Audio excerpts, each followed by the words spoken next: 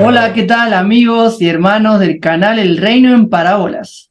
Es un privilegio estar con ustedes en esta ocasión para poder comentar algo interesante. Hoy vamos a hacer una reacción y un diálogo entre amigos sobre una temática de la escuela sabática de la Iglesia Adventista del Séptimo Día. Obviamente lo vamos a hacer con mucha sinceridad, franqueza, pero con respeto a todos nuestros hermanos adventistas. Y quiero saludar al anfitrión de esta primera parte de esta charla de amigos que va a estar en el canal El Reino en Parábolas. Así que le doy la bienvenida a tu canal. Juan Miguel, bienvenido a tu canal. Gracias por la bienvenida a mi canal, mi hermano. Es un privilegio para mí, pues, el estar compartiendo con usted y a la vez, pues, decir que siento mucha nostalgia el haber estudiado una lección como esta, porque ya tenía rato de no tocar una cartilla para poder estudiarla.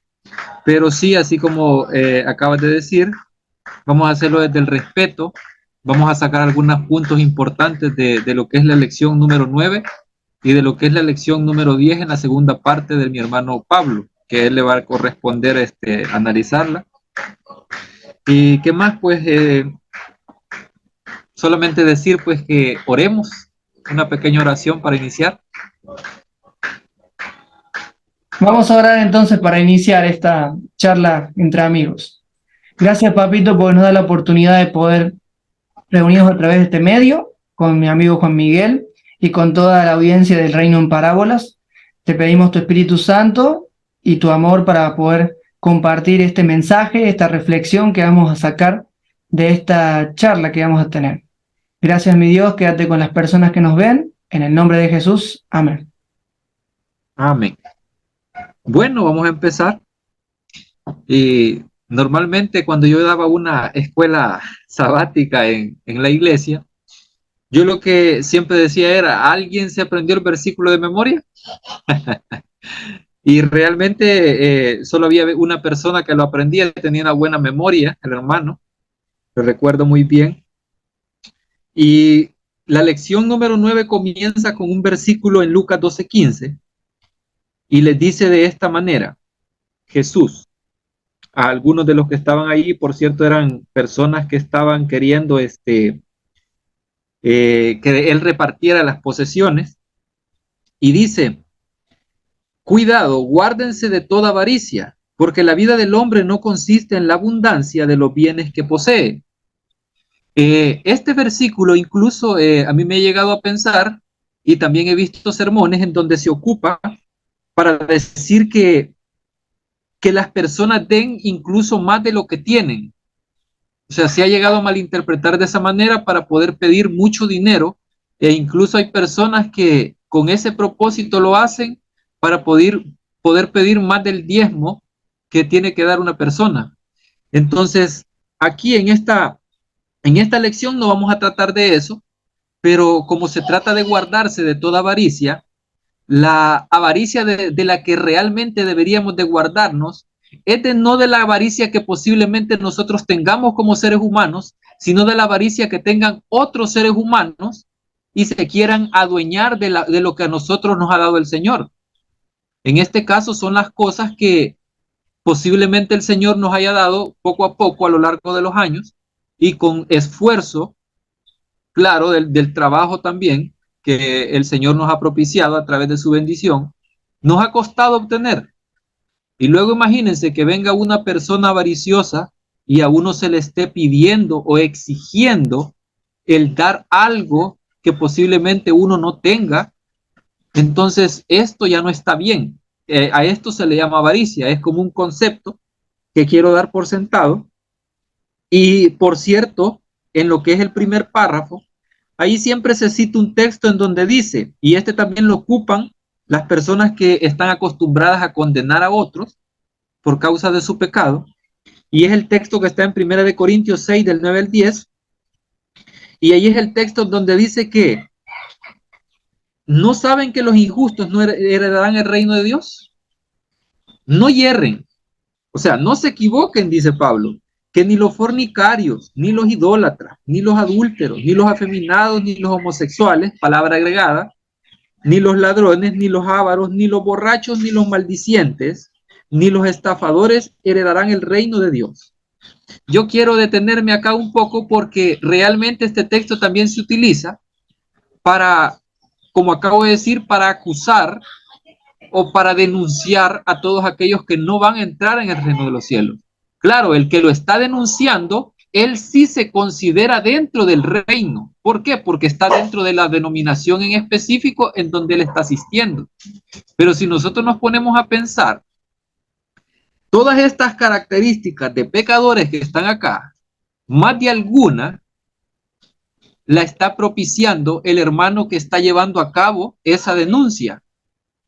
Yo no estoy diciendo que Pablo se haya autojustificado a sí mismo. Lo que estoy diciendo es que hay personas que toman este tipo de textos para poder denunciar a otros con respecto a su pecado, pero la gran viga que tienen atravesada en los ojos no la ven. Es lo mismo que dijo Jesús. Entonces, ¿por qué estoy recalcando esto? Porque aquí, al final del texto dice, ni los estafadores. Y como se trata de dinero, toda esta cartilla, en su mayoría, yo quiero preguntar algo. ¿Quién realmente es el estafador?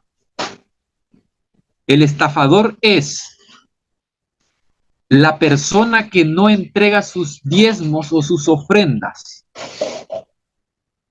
porque no le alcanza para darlo, o el que lo está exigiendo o lo está pidiendo bajo el texto de maldición de Malaquías. ¿Quién realmente es el estafador? Entonces, esto puede sonar muy duro, pero realmente estas palabras que dijo Pablo remarcan muchas cosas. Muchos se enfocan también en los homosexuales en este texto, aunque ese texto ha sido agregado ahí. Pero realmente lo que interesa acá dentro de esta cartilla y lo que se está tocando en este momento es con respecto a la avaricia. Cualquiera podría enmarcar este tema a una determinada persona, porque en la congregación siempre van a llegar personas de diferentes clases.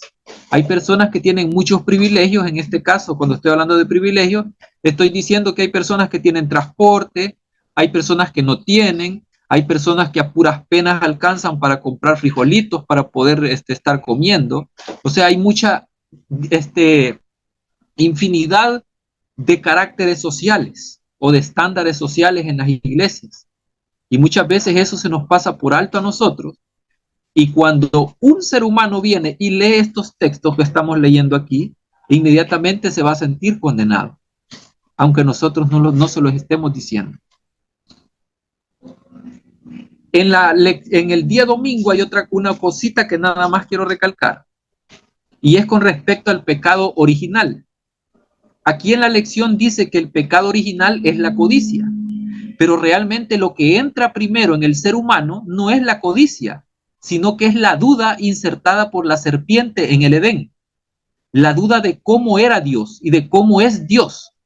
Eso es el pecado original, en realidad.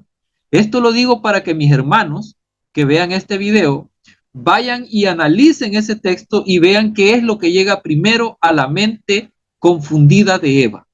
Porque eso es lo que se obtiene también. A raíz de la duda viene la confusión y comienza a decir palabras y a poner palabras que Dios nunca dijo, y eso es lo que hacen también los israelitas a lo largo del Antiguo Testamento, poniendo cosas que el Señor nunca hizo o palabras que el Señor nunca dijo, y ahora a nosotros nos ha traído bastante confusión.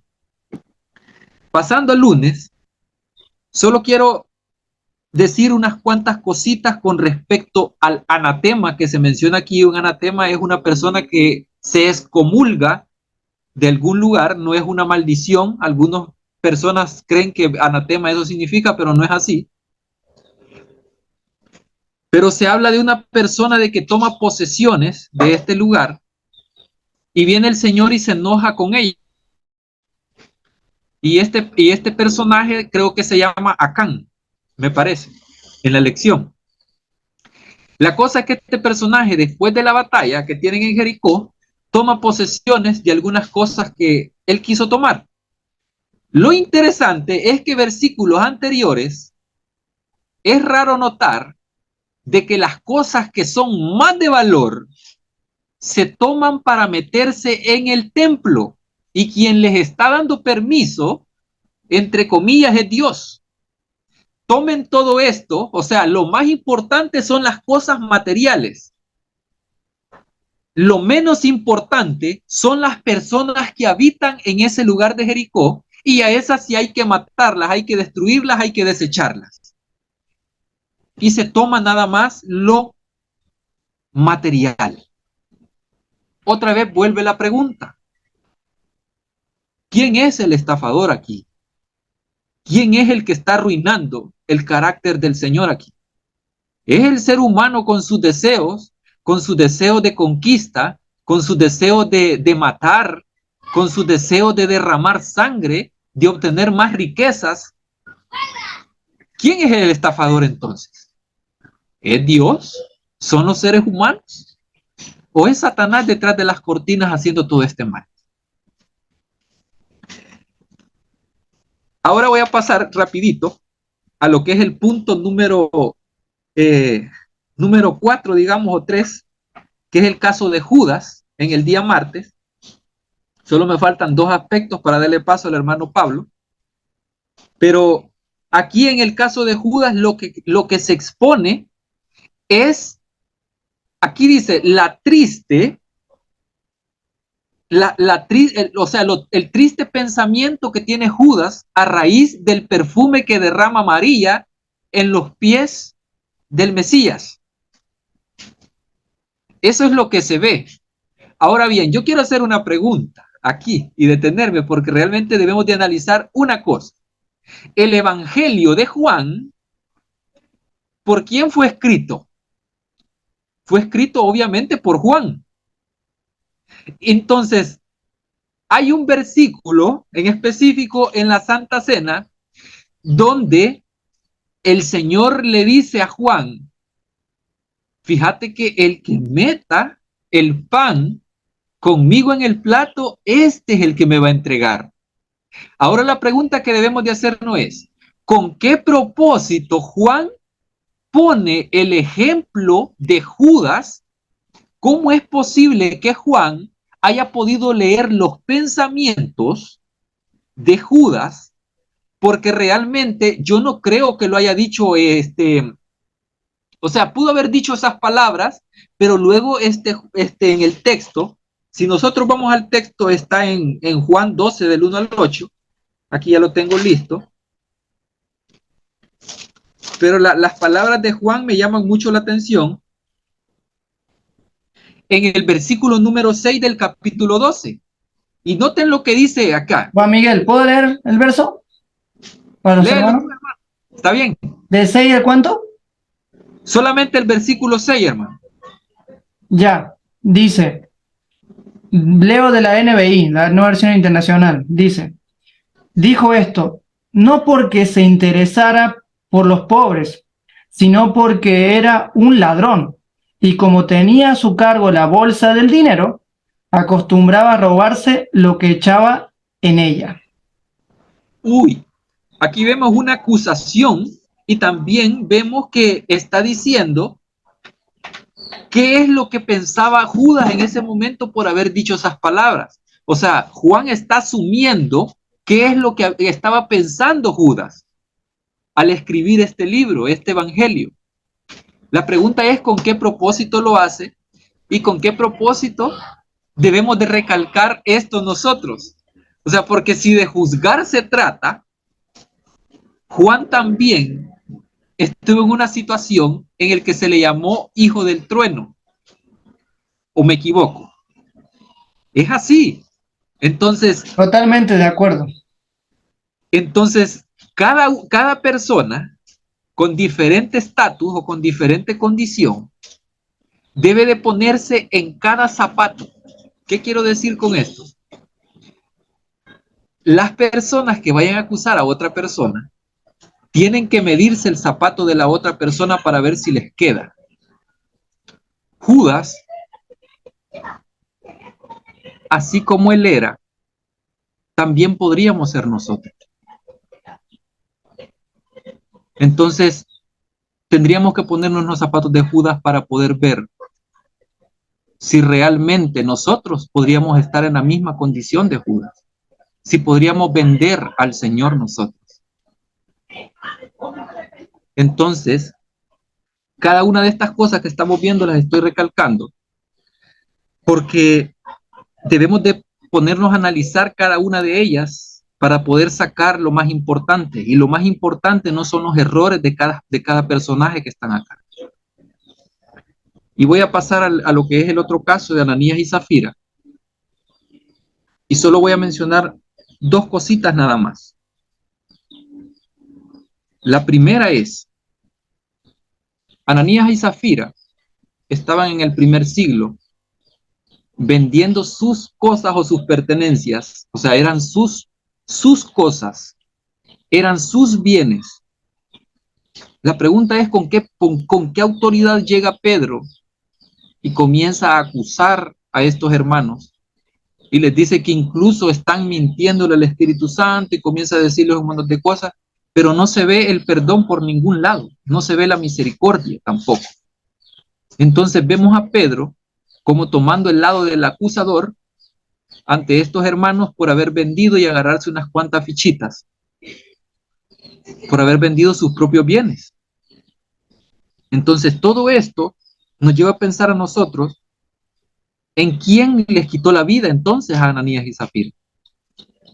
Porque si fue el Señor Jesús, entonces tenemos del lado de nosotros a un Señor dual, a un Señor Jesús que mintió cuando dijo que Él era todo misericordia, era todo amor, y que Él no vino a condenar al mundo sino a salvar. He ahí la diferencia. Si hubiese sido Jesús en el lugar de Pedro, yo les aseguro que les perdona. Si perdonó a la mujer adúltera, ¿cómo no iba a perdonar a estas dos personas? Pero ahí no hubo misericordia, no hubo perdón, hubo muerte, hubo asesinato en ese caso. Y para finalizar, en el día jueves, siempre de la lección número 9, se nos dice de esta manera en el primer párrafo, solamente quiero recalcar dos cositas nada más acá. La codicia es un problema del corazón, estoy de acuerdo, y al igual que el orgullo y el egoísmo, a menudo pasa desapercibida, por eso puede ser tan mortal y engañosa. Ya es bastante difícil vencer los pecados que son obvios. Y pone los ejemplos: la mentira, el adulterio, el robo, la idolatría y por último pone la transgresión del sábado. ¿Por qué leo este texto? Porque aquí hay algo bien interesante. Aquí enmarca varios pecados y los está equiparando a lo que es la codicia. Imagínense este ejemplo.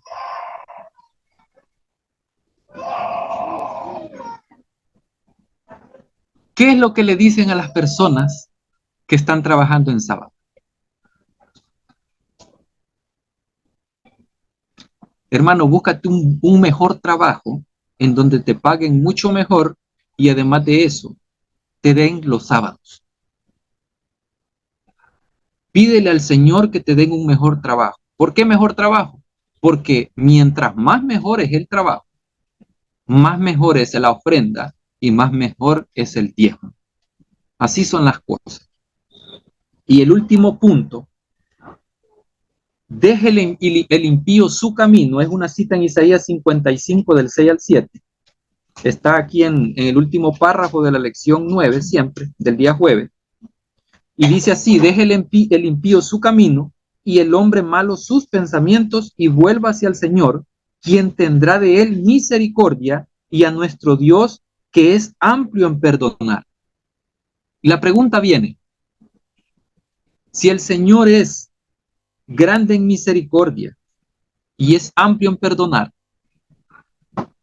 ¿por qué no perdonó a Ananías y Zafira? ¿Por qué no perdonó a aquel hombre que era Acab, me parece, que había tomado posesiones? ¿Por qué no lo perdonó? Y la pregunta es, ¿por qué ahora? Vamos a darle vuelta a la tortilla, como decimos en El Salvador. ¿Por qué ahora? Hay personas que se agarran mucho más que lo que se agarraron Ananías y Zafira. ¿Y por qué no caen muertos como en los tiempos de Ananías y Zafira? Como en los tiempos del primer siglo. He ahí la diferencia. Dándole vuelta a la tortilla. Si Dios es así, y así lo creo yo, que es grande en misericordia y es amplio en perdonar, porque es nuestro Padre y nosotros somos sus hijos, entonces, ¿quién es el que quitó la vida a esas personas ahí? Los dejo ahí para que reflexionemos. Quiero comentar algo antes de pasar a la segunda, a la parte que me toca solamente comentar. Bueno, interesante análisis que está haciendo Juan Miguel, desde el respeto muy claro, y también quiero comentar algo. Si nosotros leemos la última parte que habló nuestro hermano Juan Miguel, la Ananías y Zafira, luego de que mueren, lo siguiente que relata el autor, que es Lucas, de Hechos de los Apóstoles, que dice, y sobrevino un gran temor sobre la iglesia. Antes de los capítulos 2, 3, 5 incluso, no había temor, no había miedo. Empezaron a tener el temor. El temor fue lo que hizo que ellos empezaran a ver a un Dios de una manera diferente. Y lo que dice Pedro, si leen el pasaje, dice, cuando le dice a Ananías, ¿por qué Satanás ha llenado tu corazón?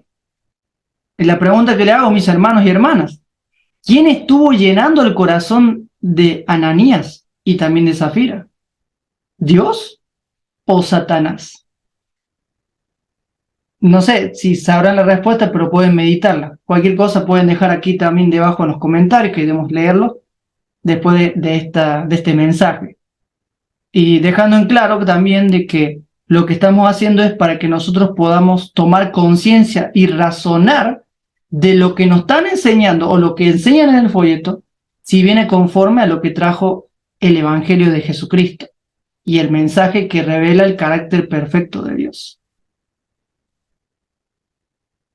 Así que es algo que tenemos que considerar, mis hermanos. ¿Qué piensas, Juan Miguel, con respecto a lo que comenté? Pues la verdad, mi hermano, es que debemos de analizar también en qué clase de Dios es el que estamos creyendo. Sin un Dios que no tiene misericordia por un solo hierrito que nosotros tengamos, o en un Dios que es misericordia y que perdona incluso cada uno de los errores y incluso el más, pero el más profundo que tengamos. O sea, ese sí es nuestro Padre, grande en misericordia. Amén, gloria a Dios. Hola, ¿qué tal amigos y hermanos del canal El Reino en Parábolas? Quería avisarles que la segunda parte de este tema estará disponible en mi canal Pablo Feramonti. Aquí debajo en la descripción de este video, Juan Miguel les dejará el link de nuestro canal para que vayan a ver la segunda parte. Va a estar muy interesante y va a ser muy reflexiva también. Así que ténganlo en cuenta, la segunda parte se estará estrenando el día jueves a las 14 horas de hora peruana. Pueden verlo en el horario, en el reloj mundial de Google, a ver qué horario le toca en su zona horaria. Sin más que decir, nos vemos en la segunda parte y Dios les bendiga. Y recuerden, Dios es bueno siempre.